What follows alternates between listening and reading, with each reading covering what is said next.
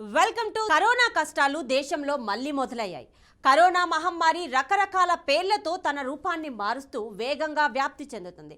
అభివృద్ధి చెందిన America, China దేశాలను సైతం గడగడలాడించిన కరోనా వైరస్ మన దేశంలోనూ మరణాలకు కారణమైంది. ఇప్పుడు JN.1 సబ్ వేరియంట్ పేరుతో ఎంట్రీ ఇచ్చి ప్రజలను భయభ్రాంతులకు గురి చేస్తుంది కరోనా వైరస్. ముఖ్యంగా దీర్ఘకాలిక వ్యాధులున్న వారిని, ఇమ్యూనిటీ పవర్ తక్కువగా ఉన్న వారిపై ఎక్కువ ప్రభావం చూపి మరణాలు సంభవించేలా చేస్తుంది కరోనా మహమ్మారి.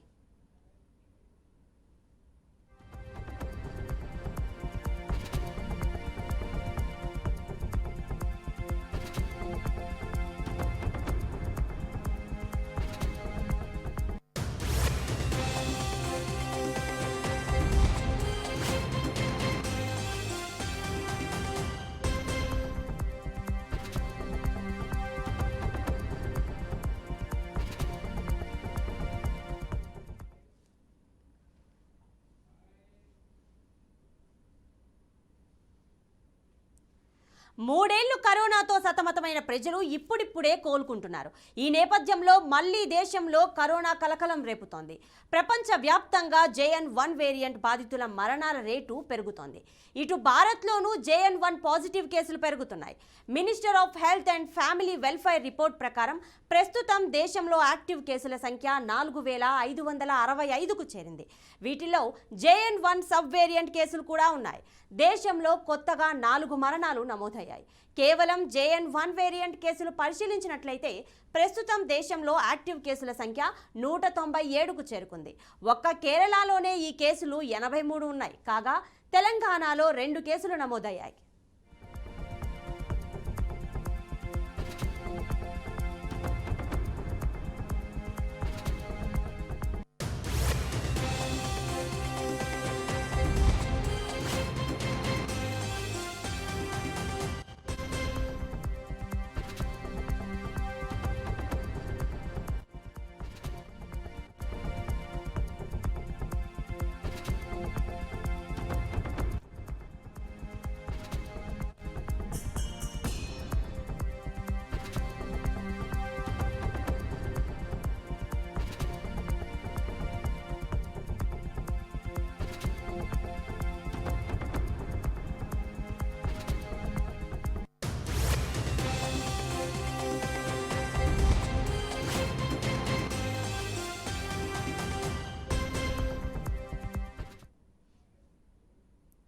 ఈ వేరియంట్ ప్రస్తుతం శాస్త్రీయ పరిశీలనలో ఉందని, ఆందోళన చెందవలసిన పరిస్థితి లేదని, JN.1 వేరియంట్ బారిన పడిన బాధితులు కూడా పూర్తిగా కోలుకుంటున్నారని కేంద్ర ఆరోగ్య శాఖ అధికారులు చెబుతున్నారు.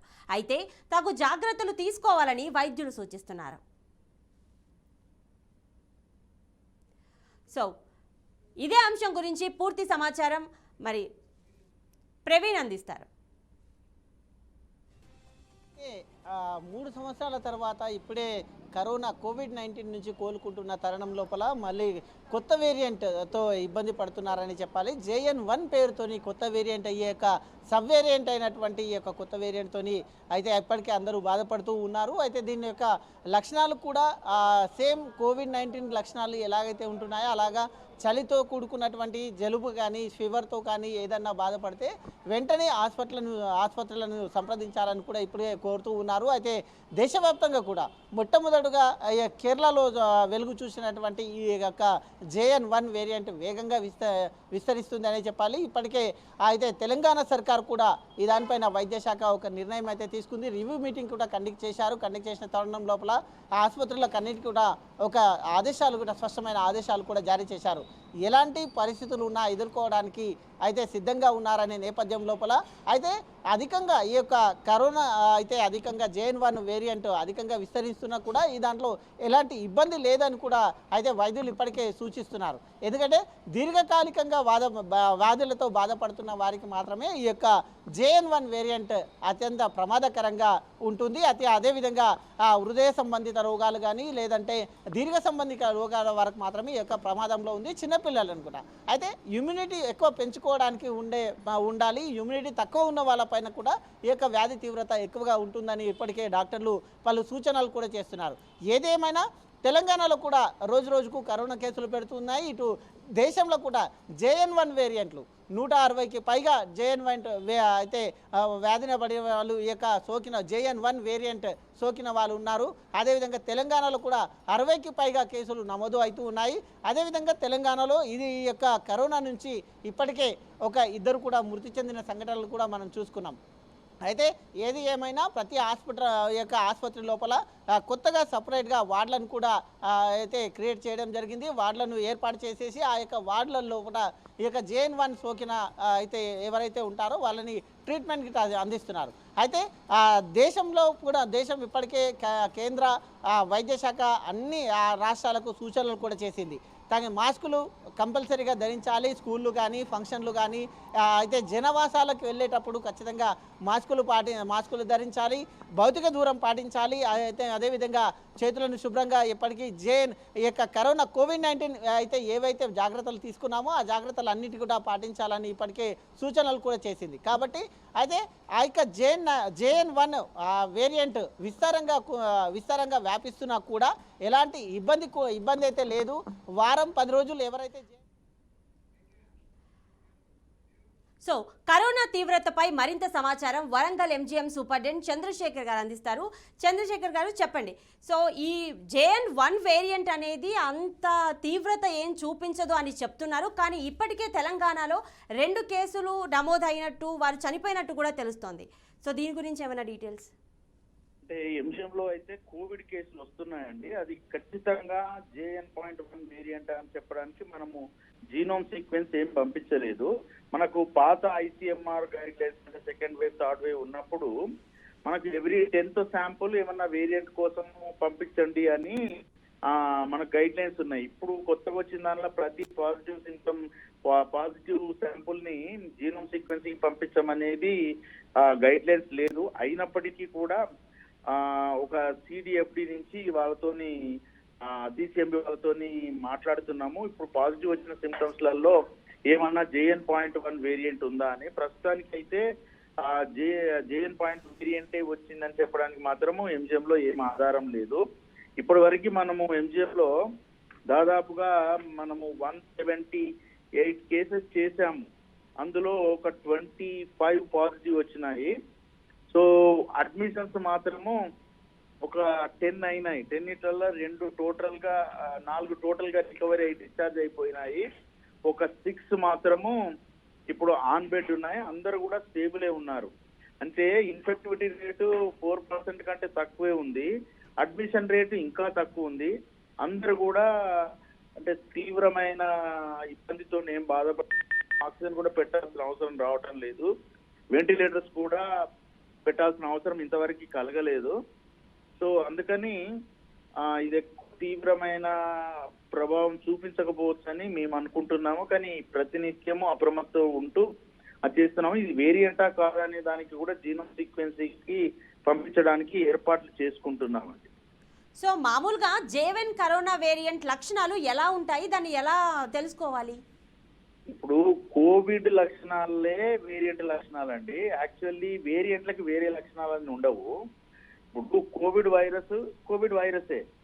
ఇప్పుడు దాని జీనోమ్ లో 1-2 మార్పులు వస్తాయి. ఇప్పుడు ఫర్ ఎగ్జాంపుల్ మనము మామూలు మనిషిని తీసుకుంటే గుండు చేపిస్తే ఎట్లా ఉంటాడు, లేకుంటే తలరేస్తే ఎట్లా ఉంటాడు అనే కొన్ని ఇట్లాంటి లక్షణాలు తప్ప బేసిక్ గా కోవిడ్ వైరస్ ఒకటే.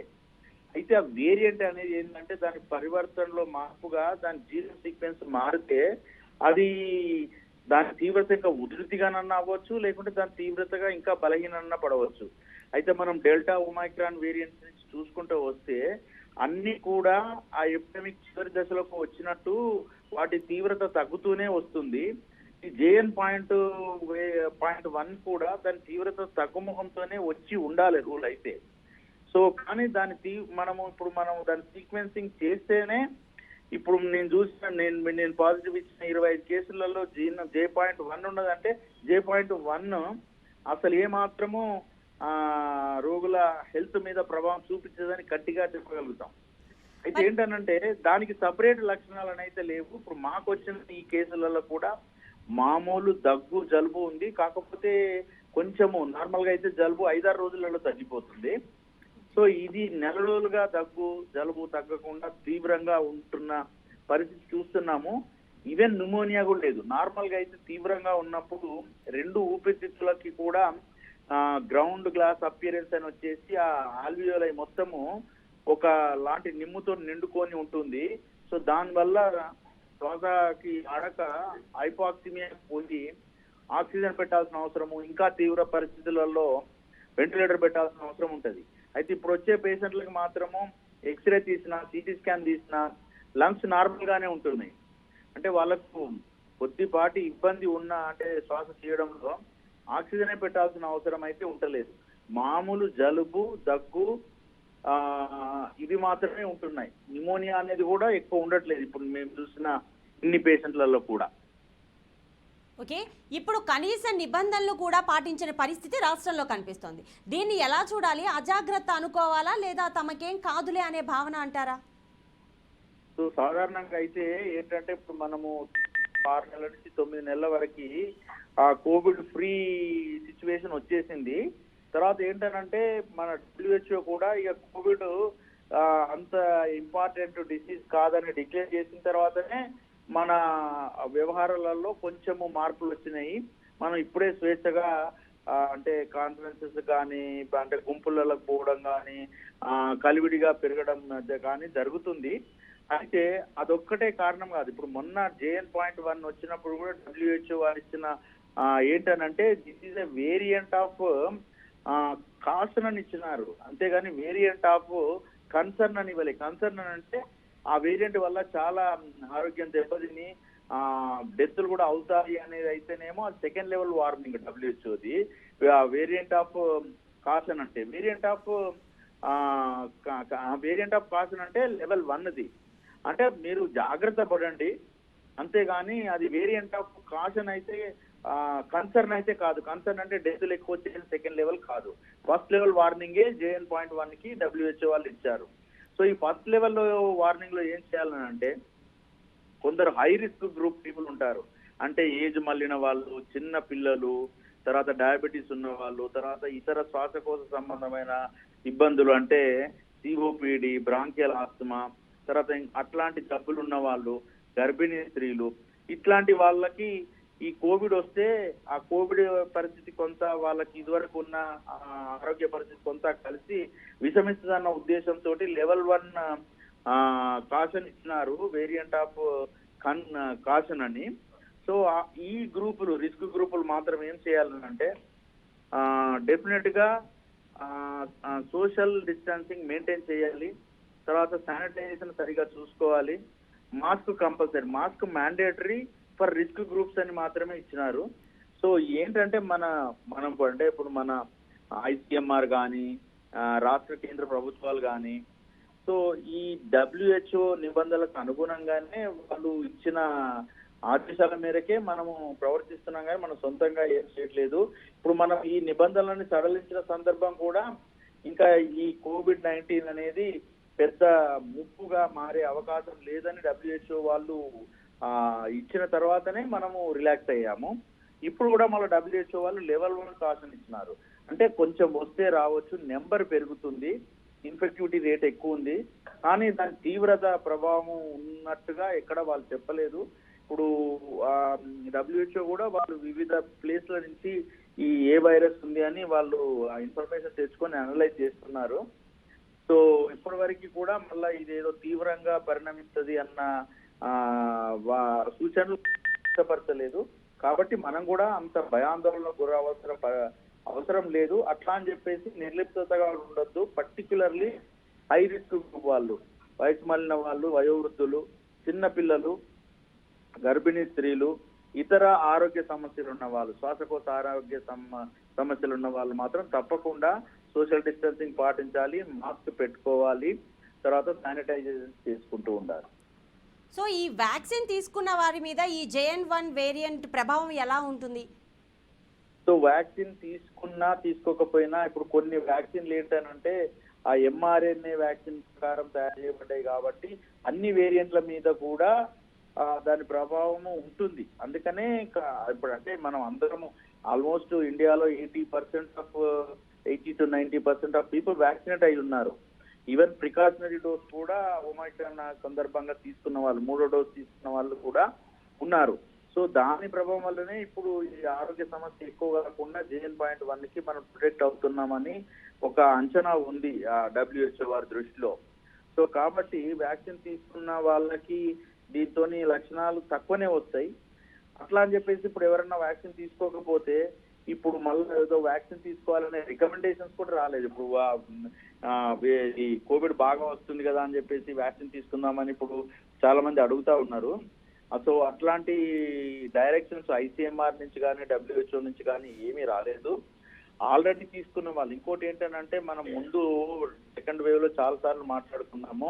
ఇప్పుడు 80% మనం వ్యాక్సినేషన్ ఇచ్చినామని అంటే రిమైనింగ్ 20% కూడా ప్రొటెక్ట్ అవుతారు. ఎందుకంటే హెర్డ్ ఇమ్యూనిటీ అనేది ఈ పార్టీకి వచ్చి ఉంటుంది కాబట్టి ఇప్పుడు వస్తున్నది కాబట్టి మేము అప్పుడు తీసుకోలేదనే మిగిలిన 20% పీపుల్ కూడా ఏదో తొందరపడి నాకు వ్యాక్సిన్ కావాలి అనేది కూడా లేదు. అయితే టైం టు టైము విశ్లేషణ అయితే జరుపుతున్నారు. ఎందుకంటే ప్రపంచం మొత్తము అప్రమత్తమయ్యే ఉంది, ఇండియా కూడా అప్రమత్తమయ్యే ఉంది. ఇప్పుడు స్టేట్ గవర్నమెంట్ కూడా నెంబర్ పెంచండి టెస్టులది. ఆ టెస్టులలో కూడా ఈ JN.1 వేరియంట్ వస్తుందా చూడండి, ఆ లక్షణాలు నిశ్చితంగా పరిశీలించండి, ఏమన్నా తీవ్రంగా ఉంటే రిపోర్ట్ చేయండి అన్న అవన్నీ ఉన్నాయి. మేము కూడా అదే విధంగా పనిచేస్తున్నాము. సో ఇప్పటి వరకు వచ్చిన ఇన్ఫర్మేషన్ ప్రకారం అలాంటి కాసెస్ ఏమి లేవు. కాబట్టి ఎవరు కూడా భయాందోళన గురి చేయాల్సినది లేదు. పాతది తీసుకున్న వ్యాక్సిన్ ఇప్పటికీ పనిచేస్తుంది. సో తీసుకుని వాళ్ళకు కూడా ఇప్పుడు కొత్తగా తీసుకోవాలనే అది లేదు. ఎందుకంటే దాని ఎపిడెమియాలజికల్ ప్రిన్సిపల్ ప్రకారం దాదాపు అట్లీస్ట్ ఒక 1 month అన్న గడిస్తే కానీ దీని ఉధృతి కానీ దాని కాస్ట్ బెనిఫిట్ రేషియో కానీ మనం నిర్ధారించలేం. కాబట్టి దీని నెంబరు సంఖ్య, దీని తీవ్రత మీద ఒక అంచనాకు వచ్చిన తర్వాతనే వ్యాక్సిన్ తీసుకోవాలా లేదా అనే ఒక అభిప్రాయానికి ఈ సంస్థలు వస్తాయి. అప్పుడు మనము నిర్ణయం తీసుకోవచ్చు. థ్యాంక్ యూ చంద్రశేఖర్ గారు for your valuable information. So ఇదే కరోనా తీవ్రత గురించి మరి ఇంకా డీటెయిల్స్ కూడా ప్రవీణ్ అందిస్తారు. ప్రవీణ్ చెప్పండి. సో ఇప్పుడు ఆల్రెడీ వ్యాక్సిన్ తీసుకొని ఉన్న వారికి ఈ JN వేరియంట్ సోకదు అని అయితే ఎటువంటి గ్యారంటీ లేదు. సో ఇప్పటి వరకు ఎవరైతే వ్యాక్సిన్ తీసుకోలేదో వారు మళ్ళీ వ్యాక్సిన్ తీసుకునే అవకాశాలు ప్రభుత్వం ఎంతవరకు ఇస్తోంది? మెయిన్గా వ్యాక్సిన్ తీసుకున్న వారి లోపల ఈ యొక్క వాళ్ళకి ఏవైతే ఇమ్యూనిటీ ఉంటుందో ఆ ఇమ్యూనిటీ 6 నెలల వరకే ఇమ్యూనిటీ ఉంటుంది. కాబట్టి ఒకవేళ కొంతమంది లోపల వాళ్ళ యొక్క శరీరాన్ని బట్టేసి ఆ ఇమ్యూనిటీ పవర్ ఎంతవరకు ఉంటుందో అంతవరకు మాత్రమే వ్యాక్సిన్ పనిచేస్తుంది. అయితే ఇమ్యూనిటీ పవర్ తగ్గిన తర్వాత వ్యాక్సిన్ కూడా పనిచేయదు. కాబట్టి అయితే ఇమ్యూనిటీ పవర్ని పెంచుకునే విధంగా అయితే ఖచ్చితంగా అయితే చేసుకోవాలి, ఏర్పాట్లు చేసుకోవాలి. ఇమ్యూనిటీ పవర్ పెరిగేందుకు ఉండాలి అని కూడా వైద్యులు తెలుపుతున్నారు ఇప్పటికే. అయితే అదేవిధంగా ఒకవేళ మనం చూసుకుంటే గతంలో COVID-19 సిచ్యువేషన్లో ఏదైతే ఫస్ట్ వేవ్ సెకండ్ వేవ్ ఉందో అంత తీవ్రత ఇది లేకపోవచ్చు అని కూడా వైద్యులు చెప్తూ ఉన్నారు. అయితే మామూలుగా ఎక్కువ దీర్ఘకాలిక సంబంధిత వ్యాధులతో బాధపడే వారికి మాత్రమే ఇది ప్రమాదకరంగా ఉంటుంది.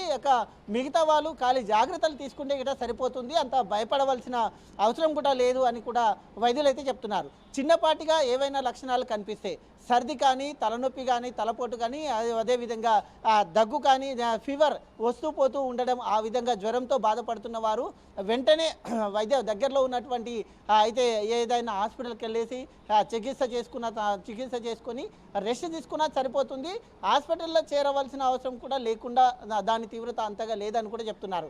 అయితే ఇంకోటి మెయిన్గా ఏంటంటే ఇది ఇంకా ప్రయోగ దశలో ఉంది. JN.1 కరోనా వేరియంట్ ఎంత ప్రమాదకరము అనేది చూసుకోవాల్సి ఉంది. కాబట్టి ఇంకా దీనిపైన ప్రయోగాలు నడుస్తూ ఉన్నాయి. అయితే ముందు గతంలో చూసుకుంటే 3 సంవత్సరాల క్రితం COVID-19 సిచ్యువేషన్లో మనం అయితే వివిధ వేరియంట్లను చూసాం. ఆ వేరియంట్లు ఎలా పనిచేస్తున్నాయి, ఏ విధంగా పనిచేస్తున్నాయి, ఎంతవరకు ప్రమాదం అని కూడా అది మొత్తం టోటల్గా దాని యొక్క హిస్టరీ మొత్తం తెలిసింది. కాబట్టి దీని వేరియంట్ ఈ ప్రభావం ఎంతవరకు ఉంటుంది అని కూడా ఇంకా డాక్టర్లు అయితే దీనిపైన ఇచ్చేస్తున్నారు. అయితే గతంలో దృష్టిలో ఉంచుకొని గతంలో మనం ఎలాంటి అయితే జాగ్రత్తలు తీసుకున్నామో అలాంటి జాగ్రత్తలు అన్నీ తీసుకోవాలి, ఎలాంటి అయితే జనావాసాలకు వెళ్ళకూడదు అంటూ చేస్తున్నారు. Right, thank you Praveen.